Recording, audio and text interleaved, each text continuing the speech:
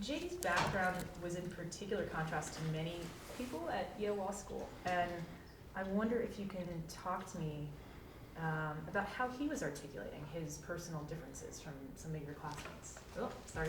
So I like when his, I'll kind of answer in a reverse order, but when his book came out, that was the first time I had heard most of that. He didn't make it a part of his identity in some sort of way that like he wore it on his sleeve. And right when he met you, he kind of told you his background. And we were like pretty good friends at that point, had done couples trips and spent a lot of time together. I think the way that you could tell that JD was so different is he didn't seem to get kind of sucked up in the power dynamic that exists at a place like Yale Law School. I think a lot of people, like I can remember him being nervous about a lot of the things, and that was incredibly helpful for me when I was coming in. I had just finished the military, and JD ran this group called the Yale Veterans Association, which was, I think they had 4 returning members, maybe 3 among the 2 classes we were joining, and then there were 3 or 4 of us. And so he took us out for pizza the first night before school started and basically said something along the lines of like, hey, look, you're going to be self-conscious. You're going to be nervous. You're going to feel like you don't belong. You're going to feel like all these people are smarter than you. And like, it's just not true. And so if you can just kind of make it through these first couple of months, like you'll settle in. And that was really powerful to me. Like when I think about how he could convey that to us, I think he was probably feeling a lot of those same things and didn't feel kind of like he had come from the elite boarding schools and done all of the kind of resume building activities that a lot of other people had. He certainly didn't have the money, but I don't think it manifested itself in a way that he would kind of like tell about the differences. I think you could just kind of feel that he was different. What was he like back then? He was beloved. So I think a lot of people forget. I would say that when he and Usha started dating as a couple, they were both like, as a couple, the most popular people in the school, which like when you have like Yale Law School popularity, it doesn't define it. Like it looks very different from like Mean Girls, but just thought of as like competent and kind and outgoing. Individually, I think he was beloved. Teachers loved him. If you look back on how Amy Chua got in his life, there were a ton of faculty like that thought he was something special and kind of just an amazing student and worked really hard and kind to everybody. I ended up becoming friends with this guy, Kevin Rose, who he was at the school for a long time and ran the facilities there, and Kevin adored JD. And so if you thought of the faculty, the students, and kind of the administration, I think he would have been one of the most well-liked at the time. What was that about? That was an energy that he sort of gave off? He's incredibly genuine. The moment you meet him, you kind of know you're getting, and this is one of the things I think a lot of people would disagree with today. My perspective has been that genuineness has been there the whole time. You know you're meeting somebody who kind of cares about you immediately. There's no pretense. You can kind of hop into substantive conversations about anything. I think what was leaked in the New York Times about his emails with his old friend, like I think that really highlights who he is today and who he was then. I think a lot of people would shy away from those kind of uncomfortable intellectual conversations on any topic, and he was always very comfortable to kind of, from a place of genuine curiosity and like intellectual safety, engage in those conversations. And so I think people really appreciated that because that is the exception rather than the rule at a place like Yale. It sounds a lot different than the period we're in now, where we're all sort of staying in our silos and we're not engaging with friends that have differing ideological beliefs. That wasn't him. It was not him then, nor is it now. I mean, I think if you look at some of the bills he first co-sponsored, it was with Elizabeth Warren and Bernie Sanders. And if you heard his convention speech, he's willing to state a lot of populist things that goes against a lot of kind of the CEO culture. Like if you took that JD from then and kind of, or today and rewound it to then, he's always been the same guy. Like you can't put him in a box. Like if he disagrees with something, he's just going to say it politely. He does not kind of bow to convention. And I think people found that very interesting. And because it's coming from such like a loving, genuine place, I think it has endeared him to a lot of people. How significant is JD's experience in Iraq to understanding who he is? I think there'd be a couple of different ways to answer it. So I think if you were looking kind of, we'll go highest level to lowest. High level, like if you think about his perspective on foreign policy, back to, I think he is willing to kind of take unpopular positions when he thinks it's right. I think his what he saw in Iraq really made him second guess American decision making for when they send America's kids to war. I think a lot of us that were there look back on it and are kind of horrified when you see how those decisions were made and what the cost was to the actual, what he calls the least of these that were on the ground actually doing the work. I think that has given him a backbone to kind of go into those spaces against maybe what convention would say and say what he believes is right and what he believes is best for those kids who are deploying. I think if you went down a level and thought about how it impacted him from like an organizational perspective, I think he and Usha would both say it kind of gave him a framework for success. With his upbringing, he didn't have a ton of people in his life, I think, that had models for kind of efficiently taking down tasks. And I think one of the amazing things about the Army or the Marines is it gives you a framework with which to approach a problem and then kind of solve through it. And so I think he would give a lot of credit to his later success to that time in the military and Iraq in particular. And then the last one that I think, the kind of to the lowest level, I think it made him an even kinder person that's more understanding and more thoughtful and more caring to those around him. The people that he met there, he's still very good friends with a lot of them. It kind of broadened his base of friendships. The people he met in Iraq, he speaks incredibly highly of the locals. I think that was a diversity building experience for him that kind of opened his mind up in a way that maybe his childhood experiences had never given him the opportunity to. You know, in law school, Peter Thiel comes to speak, and I think JD has referred to this as one of the most formative moments of his time at law school, and he also met his wife in law school, so it's obviously significant to him. Were you at that speech? I was not. The place I plugged into the Peter Thiel story is we were at his kitchen table, and I was remarking to him how amazing it was that when you send emails, like coming from kind of my upbringing, that makes it more dramatic than it seems, coming from just normal life, the open rate to an email that you send to a stranger is, let's call it sub 5%. There was something magical about sending an email with the @yale.edu domain. So I had been able to email some people to come speak or to ask advice, and the open rate, let's call it, was in the 80% or higher. So we're sitting at the kitchen table. He was talking about having just seen Peter Thiel, and I was like, why don't you just email him? And he was like, well, I don't know how to get to the email address. And so we sat there with both our laptops open and basically Googled Peter Thiel and then we picked his companies. Then we picked all of these different things to try to find his email address. And he ended up finding one at the Stanford. So I guess Peter taught at Stanford. So we sent him an email from the kitchen table that basically said, hey, I'm JD. I just saw you. I'd love to get together sometime. And Peter wrote back pretty quickly saying, hey, when you're on the West Coast, swing by my house. I'd love to meet you. I can remember from that moment, JD kind of having a strong desire to get to know Peter more. But I don't think anybody ever guessed that it would have turned into this like deep, long relationship that was so incredibly valuable to JD over the last 10 years. And what did he see in Peter Thiel in that moment?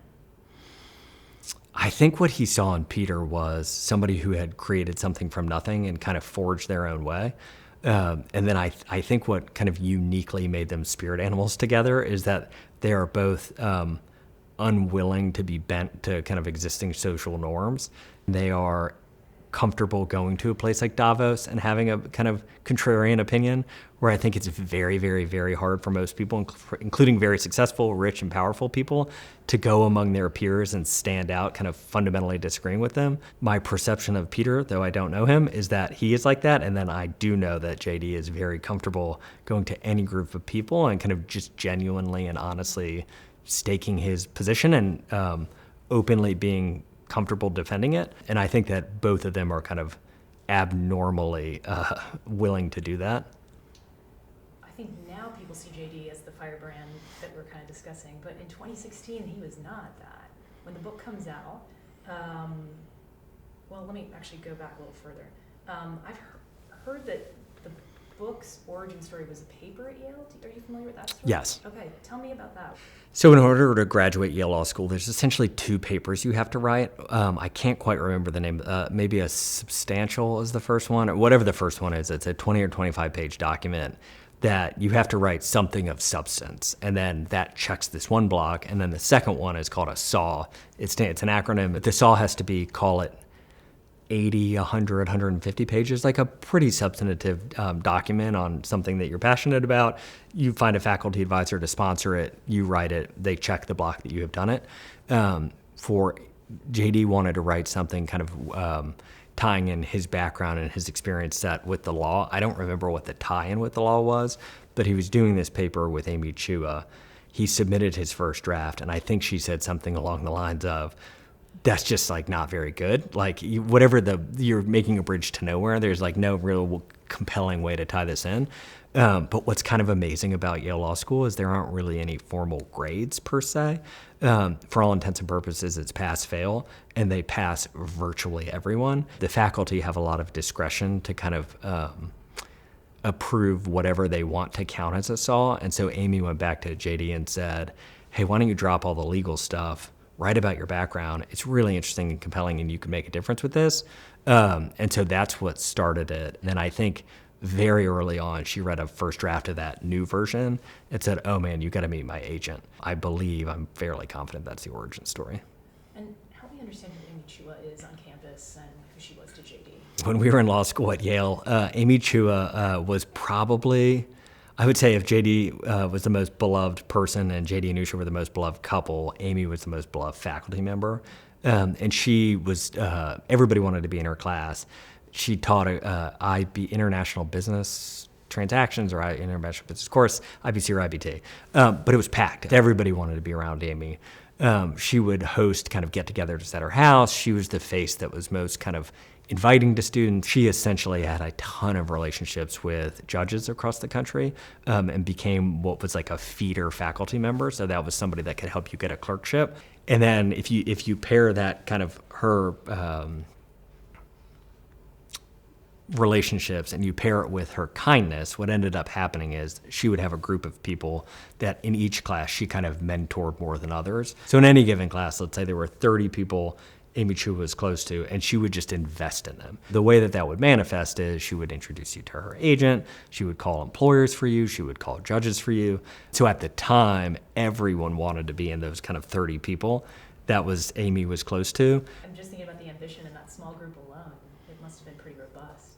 I mean, I'm sure it's robust throughout Yale Law School, but specifically in that group. I'd say the outcomes of the group have been superb. The ambitious desires are probably evenly spread among everybody there. So I don't think you would necessarily, if you were looking at any other group, would have thought of them as any less ambitious. I think you might have said, wow, coincidentally, that group landed with a bunch of really talented people who went on to do amazing things. Let's jump to 2016 and the book being released. That's pretty good timing for JD. How is he talking to you during this time period when he's doing the media circuit? I can remember talking to him kind of right when the book came out. If it wasn't the day it was released, it was the next day. And he was doing a radio show, and I can remember thinking, man, that's the coolest thing ever. You're on the radio talking about your book. And then they were talking about pushing it online, and it's like, it was kind of those first couple of weeks, like a relatively slow start, at least from where I was sitting. And then all of a sudden, it just kind of caught fire. And so everyone was kind of inbounding him and wanting on their show. He had former presidents reaching out, telling him how impactful it was. He just had kind of the entire world saying, hey, you are a voice that can help us understand and explain to us what this other portion of the population are thinking that I think many of them would say I don't have exposure to that group of people. And I don't know that JD would have ever identified as wanting to take the mantle of explaining what 50.1% of the population thought at any given moment. I think he felt very comfortable talking about his background and how that community impacted him, and kind of going one step farther, let's say, to kind of talk about things he saw with his own eyes. And then I think a lot of people wanted him to start to be the middle class and the lower middle class whisperer. I don't think he was kind of ever really all that comfortable with that position. And if you look back then, I think a lot of people emotionally feel like he's changed from the person that he was, other than a couple of main things like perhaps who he supported in the 2016 election.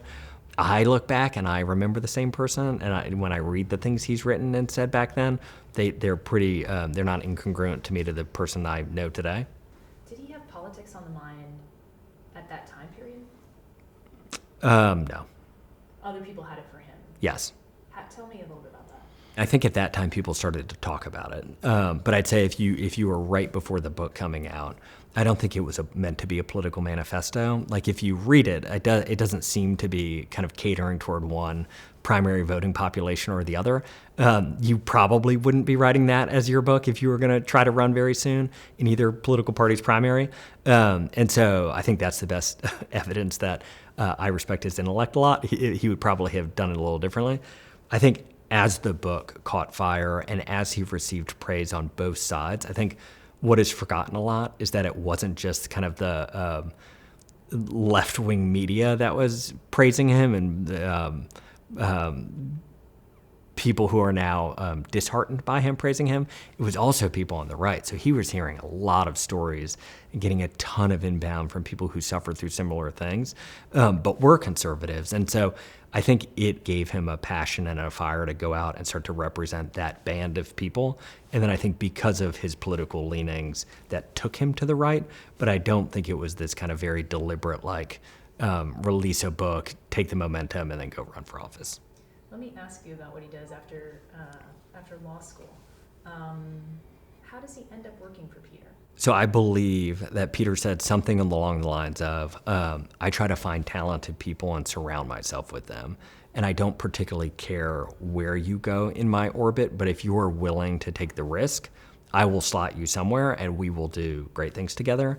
And so I believe the ordering was he first went to work at one of Peter's venture capital or private equity funds, Mithril. And then from Mithril, either they had a company in their portfolio that they had invested in, or they had a company that was trying to raise money, and then they had a close relationship but didn't invest. I don't quite know that part of the story.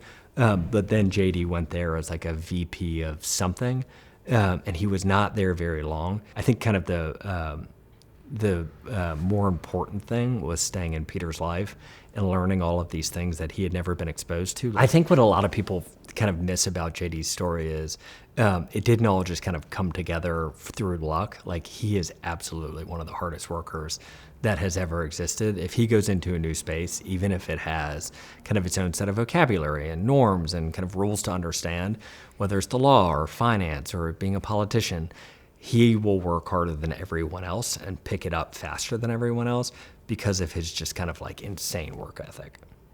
I can't help but wonder, I mean, you go from guessing Peter Thiel's email address at a dining room table in New Haven to, several years later, JD is sitting and working with Peter Thiel in San Francisco. I mean, how does that happen? I think it speaks a lot to his character. And I don't know this to be true, but I would guess Peter Thiel got a lot of inbound emails from strangers. And I would guess that he had a lot of first meetings with people. And I would even guess that he hired people for first jobs reasonably often. But my best guess would be that almost none of them, when you got to know them to the core of their soul, both performed as well and effectively and worked as hard as JD. And I think what kind of makes him so unique to this world is you mix it with this kind of incredible character that is unwavering in its belief set. And so I think what Peter probably saw is most people can quickly become sycophants, or they can kind of give in to the beliefs of the day. And I think what Peter, who's kind of this famous contrarian, really loved about JD is he found a similar spirit who's willing to just say and hold to his convictions, regardless of public preferences at the time. Let's jump back to JD's decision to move back to Ohio. Does he talk to you about that decision when he's kind of in the middle of it? Or do you San Francisco? So I think he had always intended to go back. I think even in law school, when him and Usha were kind of early on, I think that they were talking about the idea that they would maybe settle in Ohio if they got married. So I think that was always a guiding force for him. And when he moved back, and if you think of his life at the time, he had started to have some pretty big successes. And I think what that success does for a lot of people is they kind of get addicted to the positive feedback loop that comes from your friends and your peers and other successful people, and they want to stay exposed to that group of people. And so I think what would have happened to a lot of people is they would have stayed on one of the coasts, they would have stayed in San Francisco, they would have gone to DC, they would have kind of based out of a place that young, successful, wealthy people do. And I don't think that was a temptation for JD or Usha for even a second. I think he always thought the biggest difference that he could make was going back home and taking all of these lessons and these relationships and this experience that he had and going to apply it to his neighbors. And so as far as I can remember, it was always going to be Ohio. He becomes pretty deeply religious around this time period and will convert. Does he talk to you about those decisions? So we did a trip 2.5 years ago. It was before or right after his primary for the Senate, and we went to Israel. And I can remember he was not yet in elected office, but he could have been. And so they set us up for some tours, and we ended up kind of going and seeing a lot of the holy areas. And I remember them taking us down where they were digging out the steps from, I think it's the Pool of Bathsheba up to kind of the temple. And at least as the story, or as I remember it, it's like kind of this one place that almost definitionally Jesus walked. And I can remember them telling the story of like the Romans coming in and burning it down, and the person shows you the ash of the wood that had kind of remained. And I just remember looking at it over JD, and he had kind of these misty eyes as he was kind of reflecting on the moment, and we talked about it in the airport afterwards. And it's just kind of this genuine return to, I think, what he always believed existed. And I think of him as kind of re-entering the church at that time, where I think he was always believed in kind of a spirituality and a God existing, and he hadn't yet taken the steps to kind of formalize it. But I don't think, at least in my memory of the thing, I don't think it was like this complete pivot from like he didn't believe that something existed to then joining the Catholic Church. It just kind of felt like a very natural expansion or next step to joining something that he had always kind of like believed was there. There's this culture war that's sort of, revving up. And I wonder if you can help us understand what JD sees there and what the battle lines are for him in some of these earlier periods. So I think what people will see a much flatter version of JD when they see something like one of his wedding pictures where Usha's dressed up in kind of her Hindu outfit and he's dressed up in the same thing, and then they did the traditional wedding. He's, as long as I've known him, chosen to be in worlds that are complicated and filled with inputs and people that are just not necessarily always mixing. And so his wedding in the mountains of Kentucky had kind of rednecks from where he was from, like from my hometown. It had brilliant people from the Yale Law School. It had scientists from California, where Usha's family was from. I mean, it just had this mixture of people that was, and I've been to a lot of weddings, absolutely unique. And people came together and they had a great time. I can distinctly remember thinking, there is no other person I've ever met that can bring all these people together and have them coexist in this kind of very unique way. I think JD can very comfortably exist among those people. My perception is that his preferred place would be to be in the middle and be able to be the uniter. And I think if you listen to his speech at the convention, like he genuinely says things about, hey, we're the party for everybody, and I believe he means it and backs it up with his actions. But I think what he has found since 2020 is people on the left of center, and then the farther left you go, the less likely they are able to tolerate him and be in a room with him. My understanding is that Donald Trump Jr. and Eric Trump were big fans of the book, and that was sort of the beginning of that relationship. Is that your understanding? Is that those Yes, two? that I can answer. So tell me a little bit about that. I think, and whether it was the book that kind of precipitated it or what their first meeting was, I can't speak to. But Donald Trump Jr. and JD have become great friends. I think it's been reported, but from what I've seen, they do text near daily, and they talk about their friends, and they talk about their kids, and they talk about political issues. And when JD was needing President Trump's endorsement or wanting his endorsement, I have no doubt that Donald Trump Jr. was kind of pushing on his behalf, but I think it was from a genuine place of friendship. And at least as the vice presidency nomination was coming up, that I can attest to was kind of deep and regular conversations about how could the universe of people that adore JD be helpful and supportive and kind of helping him achieve that goal. Maybe now's a good time to ask you how that nomination happened. My understanding, of course, is that it's, again, Donald Trump Jr., who's pretty instrumental. My understanding of it is, if you look back in time, I think Donald Trump in January maybe had said, "Hey, I've picked the person." I think that what Donald Trump saw in JD was somebody similar who was kind of what we said earlier, the same thing that drove to Peter Thiel to JD, like this person that was unwilling to bend in the face of public pressure and was holding to their convictions. I believe that kind of very early on, Donald Trump and his team were very intrigued with the person that JD was and thought his time as a senator had kind of reinforced this idea that he was willing to go and do and say things against his party and against whatever was kind of standing in the way of what he believed. And so my understanding of kind of like the January until the nomination was that it was an exploration from President Trump and his team to test out, are our hypotheses about JD true? Can he kind of hold to be the person that we think he is? There was a set of kind of formalized tests or experiences to expose him to, whether that was doing rallies with Donald Trump or going on the Sunday talk shows or doing fundraising events to kind of test out what they already believed to be true and what I think that they confirmed, which was that JD would be an amazing VP candidate. I think that process kind of went through as told by the news up until right before the tweet or the truth post that went out. But as I understand it from JD, he did not know until 5 minutes before the post went out. So they were just as surprised as anybody. What was that like for him? So like if you kind of think about truly not knowing, they had booked other hotel rooms. They were heading to the convention with kind of very different roles in mind. They had like maybe kind of thought about packing clothes in case they needed to go on stage for something. They hadn't written speeches. They didn't do any of the things that you might expect you would do if 2 days later you were going to be having the biggest nights of your entire lives. And then kind of all of a sudden the post goes out.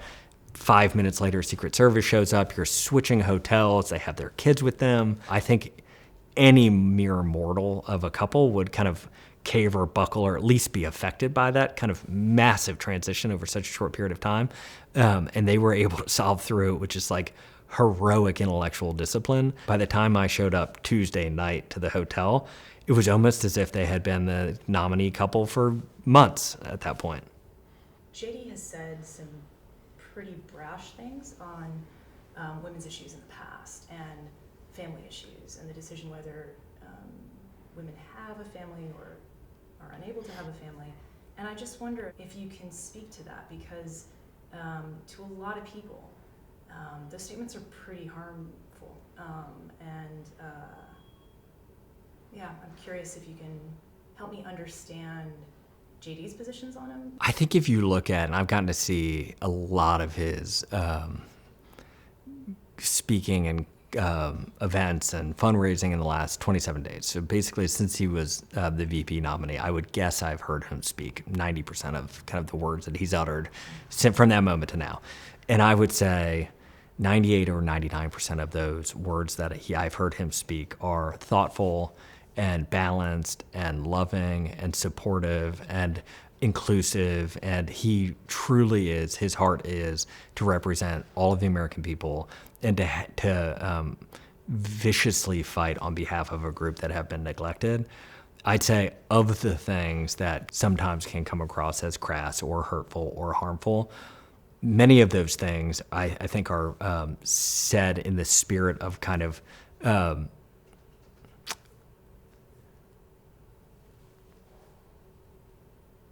engaging a crowd and getting them to kind of understand the more nuanced positions. And so some of those topics are, you're speaking to a lot of people, it just kind of slips into your mind, you say it, the crowd cheers, and you may, if you could go back in time, choose a different set of words.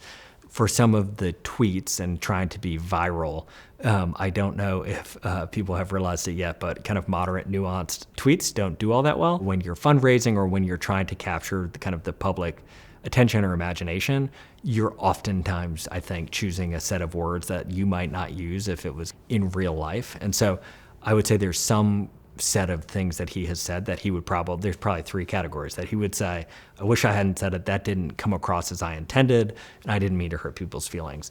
Some set of them would be, no, I meant to say it, I needed something to spice this up.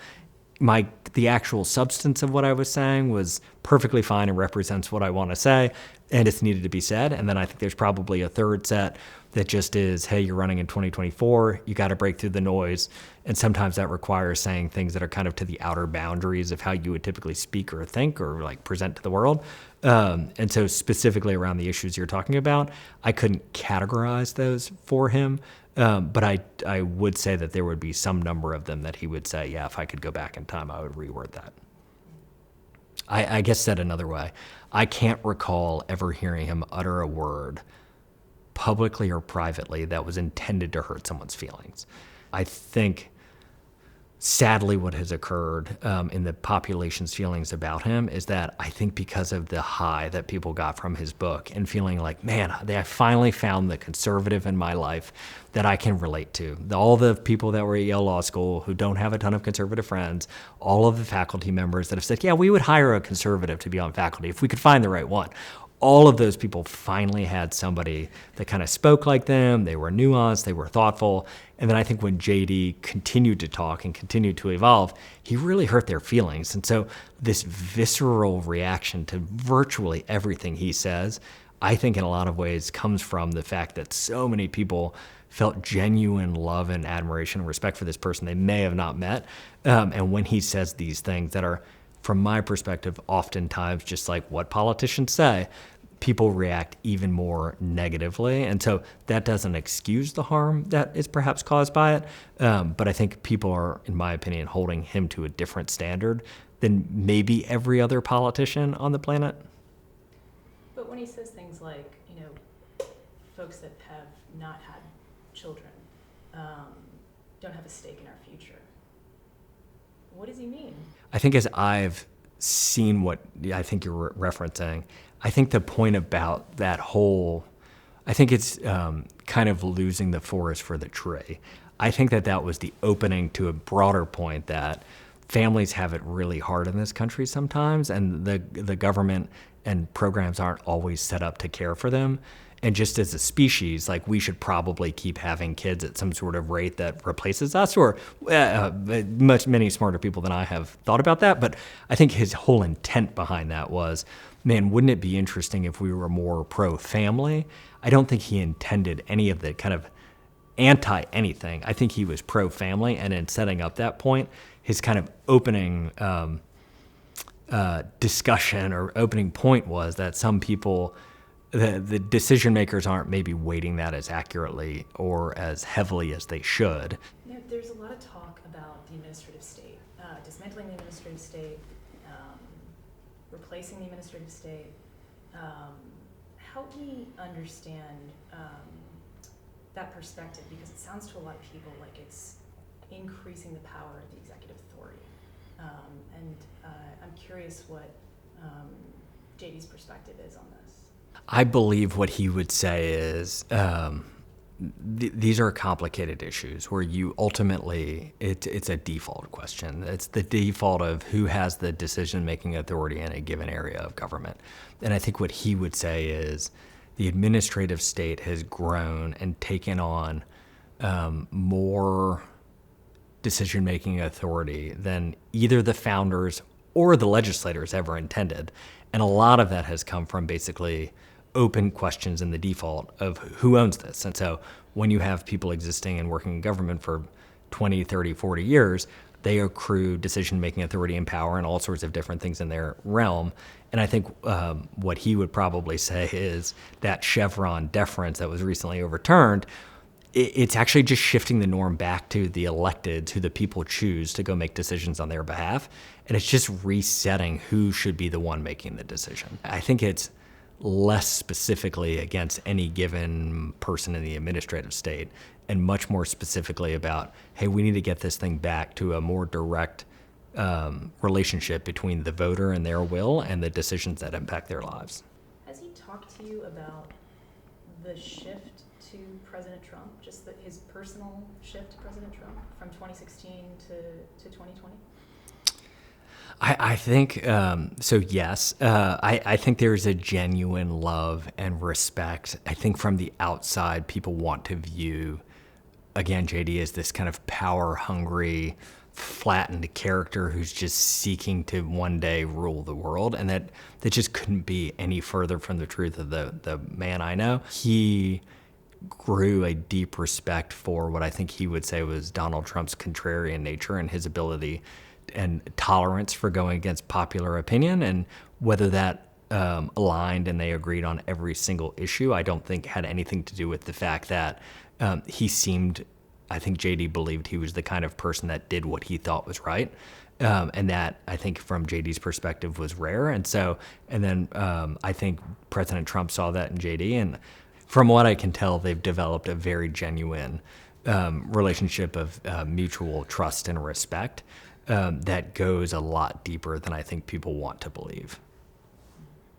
Because I think it's easier to kind of have this view that JD's this caricature of some power-hungry person who will do anything to get power, and I fundamentally disagree with that view. I just want to push back on, on this question of, on Trump specifically. And again, you've described a friend who's very authentic, very much filled with moral clarity, personal moral clarity. He's on a ticket with somebody who's vastly different and has a very different background than himself. I think people have a lot of trouble seeing the evolution of JD from 2016 to where we are right now. Can you help us understand that?